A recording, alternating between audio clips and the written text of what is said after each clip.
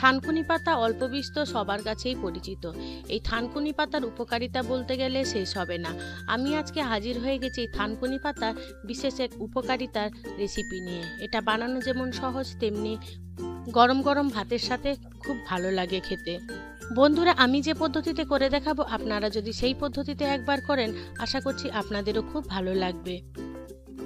আপনাদের কাছে বিশেষ অনুরোধ রইল আমার এই ভিডিওটি সম্পূর্ণ দেখার জন্য। নমস্কার বন্ধুরা, ইজি কুক চ্যানেলে আপনাদের সবাইকে স্বাগত জানাই।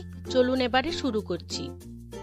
থানকুনি পাতা এই রেসিপিটি বানানোর জন্য আমাদের প্রথমে ফ্রেশ থানকুনি পাতা নিয়ে নিতে হবে। আমি এখানে থানকুনি পাতা নিয়ে নিয়েছি, ভালো করে বেছে ধুয়ে পরিষ্কার করে নিয়েছি। এই পর্যায়ে কিন্তু আমাদের খেয়াল রাখতে হবে যাতে থানকুনি পাতার মধ্যে কোনো ময়লা না থাকে।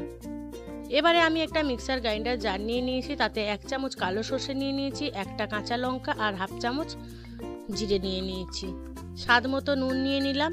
এবারে ধুয়ে রাখা পাতাগুলো আমি এই মিক্সার গ্রাইন্ডারের মধ্যে দিয়ে দেবো। আপনারা চাইলে এই কাজটি শিলেও করতে পারেন। এবারে ঢাকা চাপা দিয়ে আমি এটাকে ভালো করে ব্লেন্ড করে নেব। আমার এই রেসিপিটি যদি কোনো বন্ধু ফেসবুক থেকে দেখে থাকেন, তাহলে আমার পেজটিকে লাইক ও ফলো করে দেওয়ার অনুরোধ রইল। এই পাতা বাটাটা আমাদের যতটা সম্ভব জল ছাড়া করতে হবে। এবারে বাকি পাতাগুলো আমি দিয়ে দিলাম, দিয়ে ভালো করে একটা ফাইন পেস্ট বানিয়ে নেব। দেখুন কত সুন্দর পেস্ট আমি বানিয়ে নিয়েছি, একদমই জল ছাড়া বানিয়ে নিয়েছি। কিন্তু আমার এই রেসিপিটি যদি কোনো বন্ধু ইউটিউব থেকে দেখে থাকেন, তাহলে আমার এই ক্ষুদ্র চ্যানেলটিকে সাবস্ক্রাইব করে দেওয়ার অনুরোধ রইল।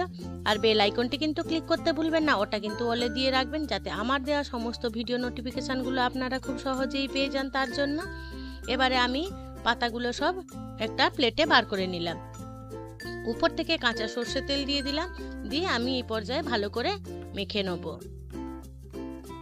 এবারে রেডি হয়ে গেল আমাদের থানকুনি পাতা রেসিপি। এটা গরম গরম ভাতের সাথে দুর্দান্ত লাগে খেতে।